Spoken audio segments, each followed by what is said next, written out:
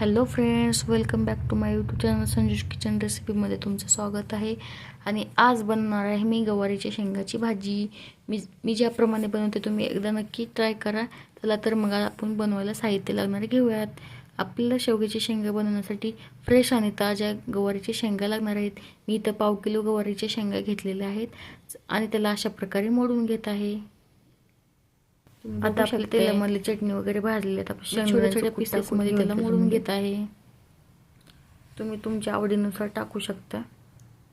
शेवग्याच्या शेंगा आपल्या ताज्या आणि फ्रेश आहेत. आपण शेतकऱ्यापासून आणलेल्या आहेत. आपण भाजी पहिले तुम्हाला भरपूर वेळ सांगितलेलं आहे की 2-3 पलक जवळून घेत जाऊ नका, कारण तो किती पण दिवस आवडत असेल तर तुम्ही आणखी एखाद्या पीसेसमध्ये कट करून घेतलाय. तुम्ही बघू शकता आपले गवारीचे किती कवळे आणि सारखे पलटून घ्यायची. एका साईडने चपाती करपू द्यायची नाही, कारण चपाती करपली छान होत नाही आणि भाजीमध्ये जातील पण जास्त रट्ट होते, मऊ होते.